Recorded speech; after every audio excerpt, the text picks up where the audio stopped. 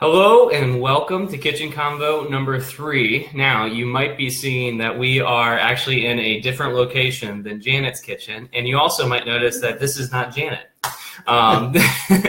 This is Dr. Steve Griffith, and he is a philosopher, and he is willing to join us tonight to have a conversation about philosophy, Christianity, and hopefully a little bit about worldview.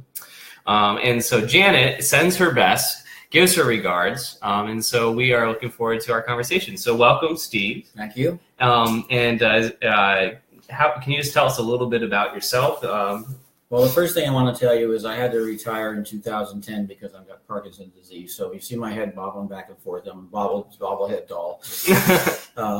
That's the main thing I've got right now. I was born in Williamsport Hospital and lived with my parents in Montoursville for the first 8.5 years of my life. Then we moved to Lostock Township, then till I went to college, and then I went to college for 5 years at Cornell and 4 years at Pittsburgh. And then I came back to Lycoming College and taught there for 40 years. So 40 years. 40 years. 40 years. Wow. Yep. And so just a reminder, if throughout our time, if you would like to ask questions or make any comments, please feel free to do so. Okay. So why don't we just launch into it? Okay. So my first question really is, what the heck is philosophy? Yeah, that's a good question. Students always want to know that, and I always tell them you ask 10 philosophers and you get 10 different answers. But there are some things you can say. The word philosophy comes from two Greek words, philos and sophia. Philos is love of the kind you have for an activity, not a person. So sitting at brotherly love is a little bit misleading. The sophia is a Greek word for wisdom. Yes. So it's the love of wisdom. And wisdom isn't the same thing as knowledge. You can have a lot of knowledge without much wisdom, and you can have a lot of wisdom without too much knowledge. If you had memorized the phone book, you've got a lot of knowledge, but that's not a very wise thing to do. It's sort of a foolish thing to do. So wisdom cares about what things mean, why do things happen the way they do, important questions for the most part. Mm-hmm. And it began when people in ancient Greece began to wonder about things like this just for the sake of wondering about them. They weren't interested in any really practical implications. They just wanted to know things. Right. Wanted to know what's right and wrong, wanted to know where the world came from, that kind of stuff. Mm-hmm. So that's pretty much what philosophy is. In a nutshell, that is philosophy. So I also have to admit, hey, Molly, nice to have you. So I also have to admit, first and foremost, I am not this is not a field I'm an expert in, and so I will not pretend to be. I will pretend to be experts in other fields, but not this one. Okay. So my next question is, how does philosophy and Christianity, how do these two relate to each other? Well, it's interesting. If you say the phrase philosophy of religion, mm-hmm. that means two very different things to different people. Okay. For religious people that are scholars, religious scholars, the philosophy of religion is the philosophical views that religious people have. What aspects of this religion are philosophical in nature? Mm-hmm. For the philosopher, philosophy of religion is a philosophical examination of religion. It's outside of religion, and it talks about analyzing the concepts and arguments and things like that. So in Western civilization, it's mostly the philosophy of the Judeo-Christian tradition, understandably. Mm-hmm. And our philosophers talk about arguments for and against the existence of God, about the nature of miracles, about the problem of evil, about whether there's life after death, those kinds of things. And they do it philosophically. Some philosophers are sort of anti-religious, but in general, over the millennia, they're friendly to religion. Mm-hmm.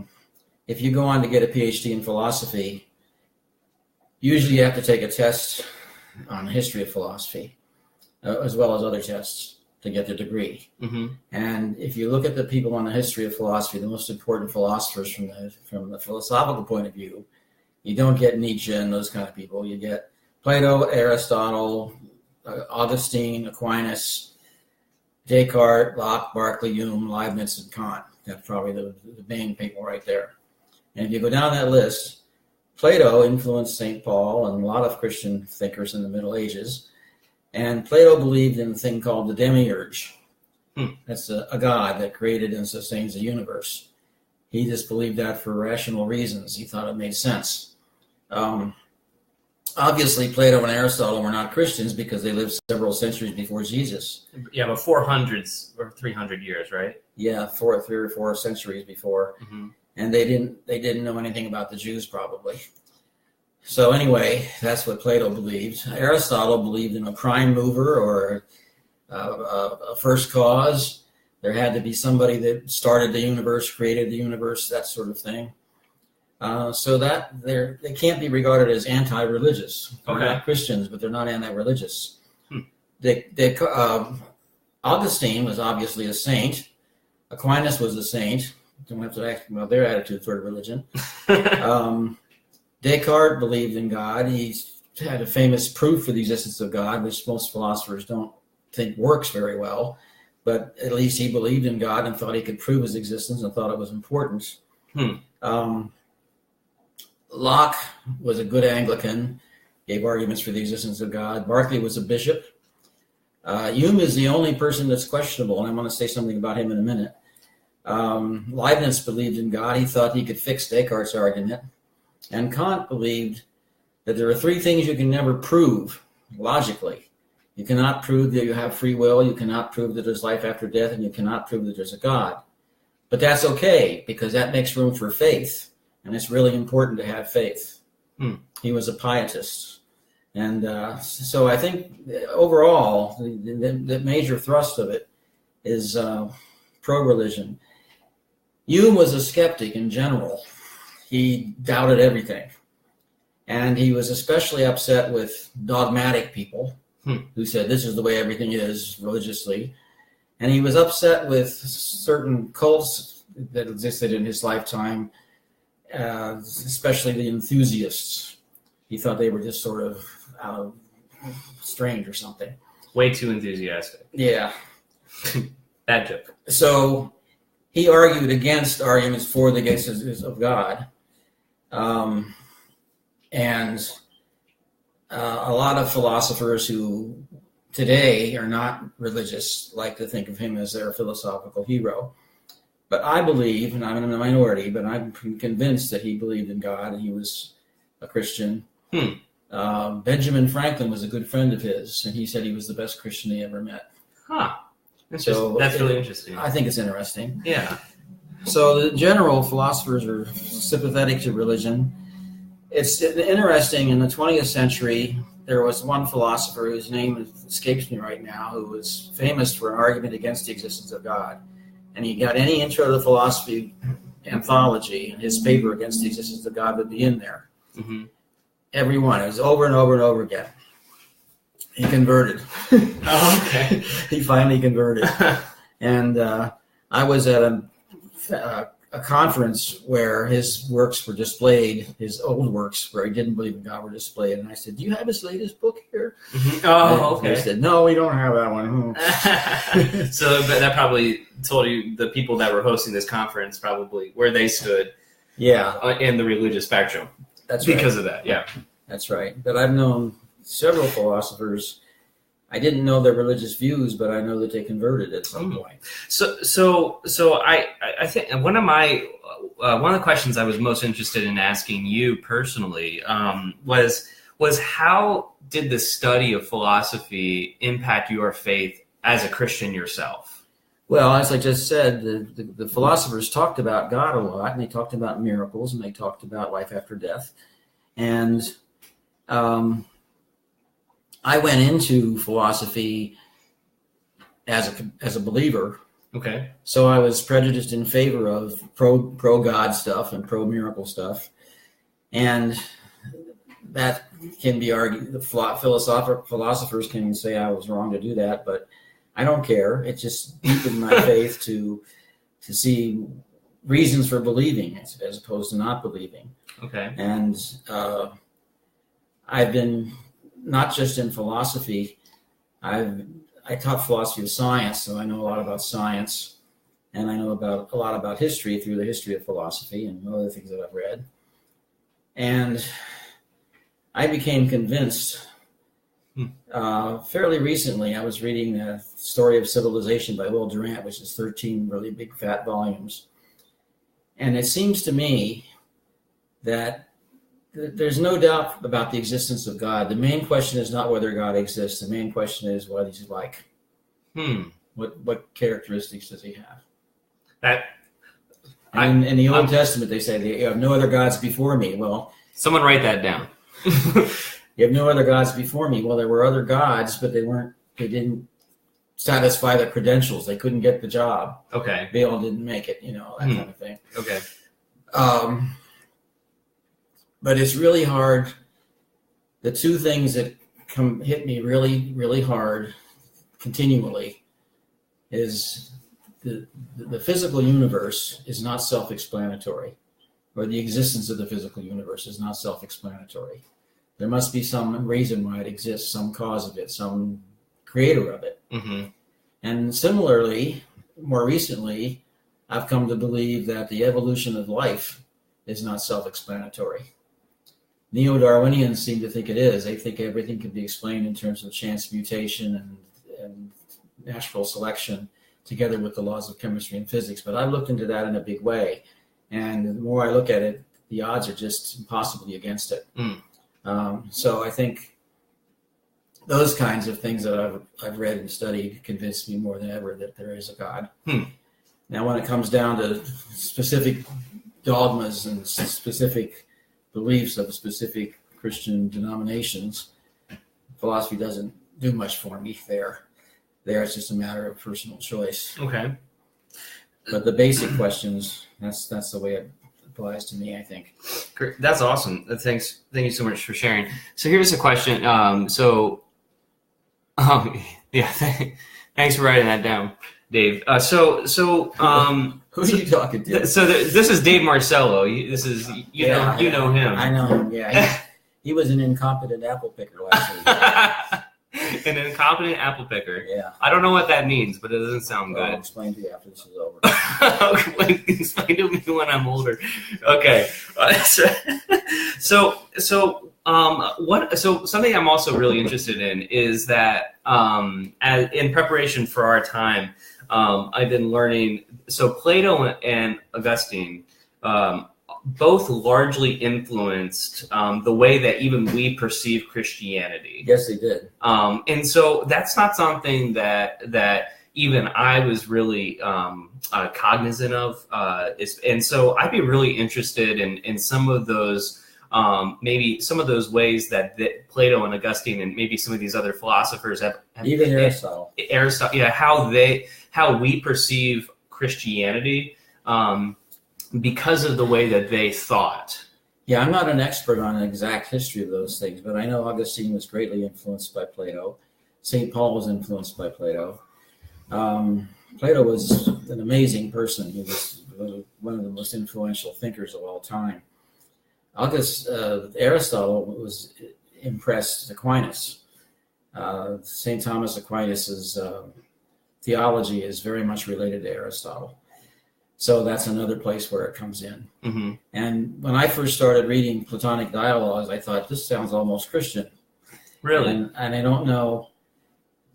There was nothing about Jesus, of course. Because it was nothing about dying for our sins and everything, but just it was like 300, 400 BC, right? Yeah. Mm-hmm. Although I used to start my class sometimes by saying there was a man in the ancient Mediterranean area that worked with his hands, never went to college, never wrote anything down, but people followed him around and listened to him talk, and some people loved what he was saying, and some people hated what he was saying, and he was eventually put to death. And so Socrates. Yeah, so we would say we would be thinking Jesus. Yeah. But so Socrates. So what are those? Do you have any practical ways, like the way that they thought that really influenced our thinking? I don't know. I haven't thought about that really. Plato thought in terms of the forms that things took. He was an abstract thinker. He was a Pythagorean. He was very mathematically inclined. Mm-hmm.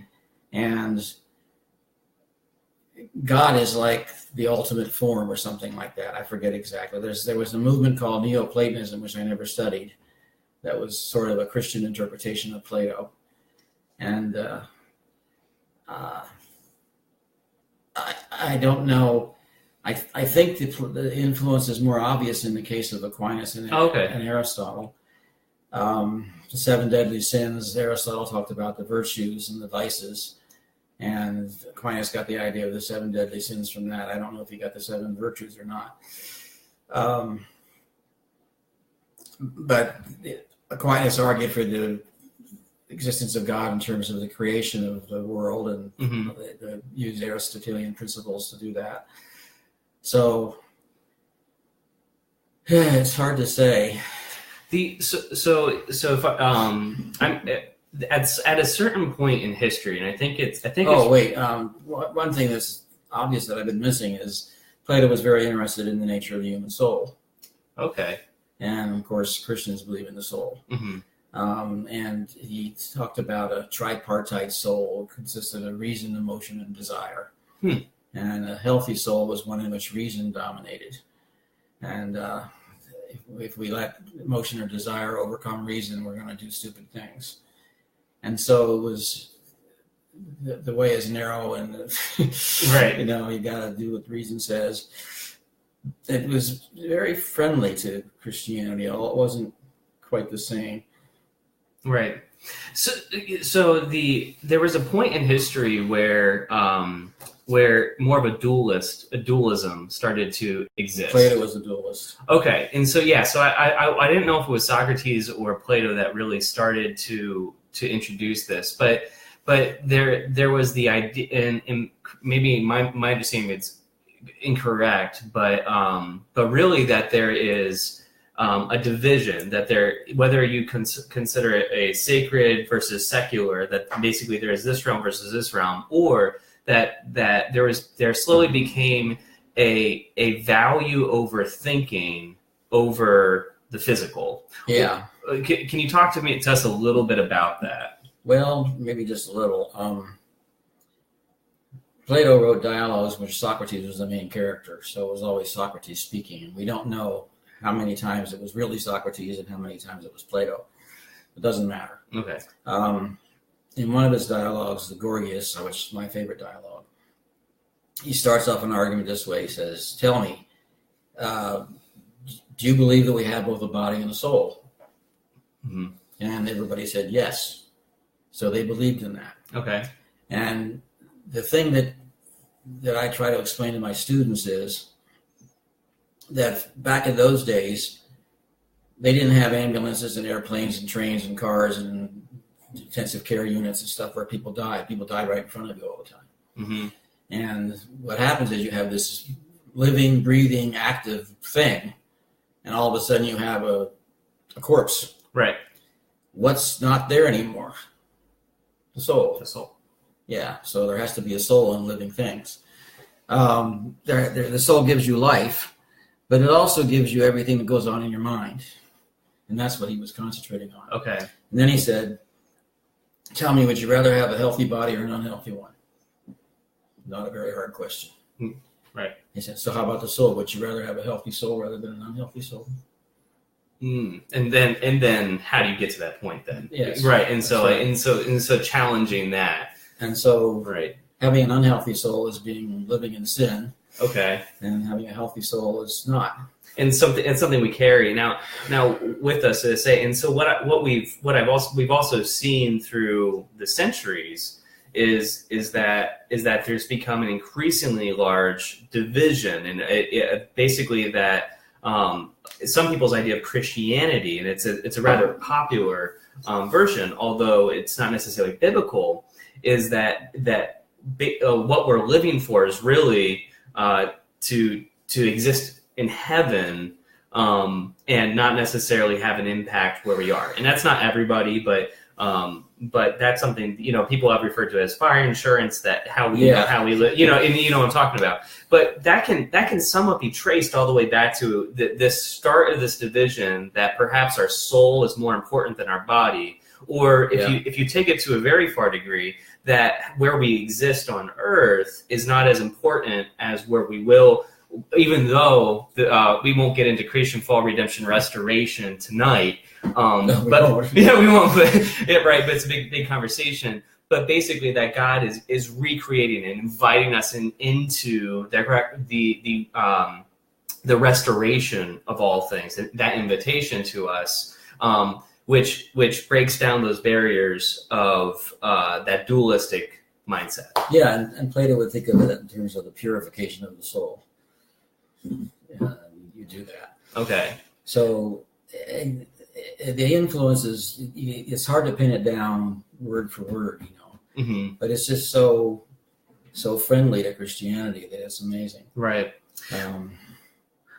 Aristotle wasn't too sure about life after death. He thought maybe the rational part of the soul would live on. Okay. But you couldn't see things and hear things and that kind of stuff if you didn't have ears and eyes. Mm-hmm.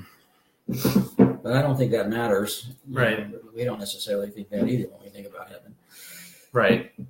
Well, let me ask you this: we're quickly running out of time, and so I want to talk a little bit about Paul. If we can go to the last question we had talked about. But the question is, in the Bible, we see Paul help create Christianity as we know it.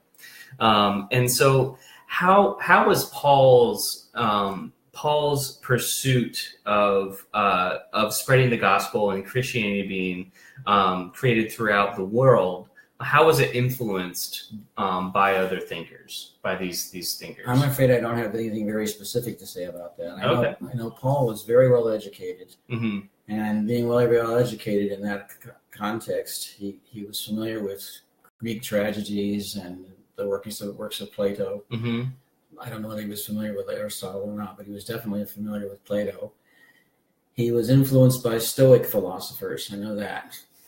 And what is a Stoic philosopher? Well, that's tricky. I get confused myself about that. The only Stoic philosopher that I know anything about was Marcus Aurelius, and he said, "Worry about the things you can do something about, not about the things you can't do something about." There's got to be a lot more to it than that. But I've read that Paul was influenced by the Stoics. Okay. In some way. So that's and by the way, there are phrases in the Phaedrus. Plato says something like "seeing through a glass dimly," and then the Bible says "seeing through a glass darkly." Paul said that. I wish I were smarter to be able to figure out what that all meant. Well, I don't know what it means, but I got it. That he got it from Phaedrus. Even Jesus is supposed to have said some things that were like quotations from some of the Greeks. Really? And I've never looked into that to see which ones are which. Huh. But Jesus was not an ignorant person. No. By any means. Right. And the Greeks were the intellectual giants of the age, even after the Golden Age. One of the things that I found interesting, we're going through the Book of Acts, and one of the things that I found interesting is that, and spending a little bit of time thinking about this, is that there was the Jews who really focused on holiness. And what it meant to be holy. And then you had the Gentiles, talking about unity a lot. And here comes Paul, and he really says, well, it's possible to exist both with holiness and with unity. Right. And so it's really this coming together. And that's that to me was an example of this type of thinking being implemented in a society that really was drawn to this one. I'm lacking a good word with it, but one extreme or this extreme. And here comes Paul saying Christianity and Jesus really believe this is possible.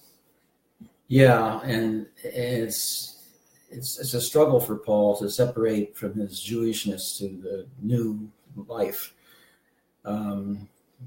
Gentiles didn't have to be circumcised and use the dietary laws and all that kind of stuff. Right. And that was not treated well by a lot of the Jewish people at the time, Mm-hmm. although some of them became Christians.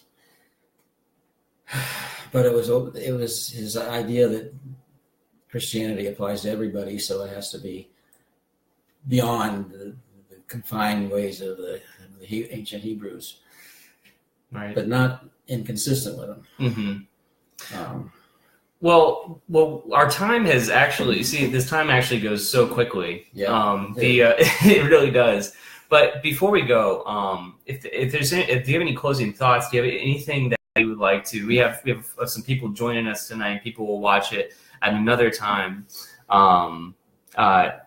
So are there any closing thoughts that you'd like to offer, especially on the lines of how philosophy and how Christianity really are able to complement each other?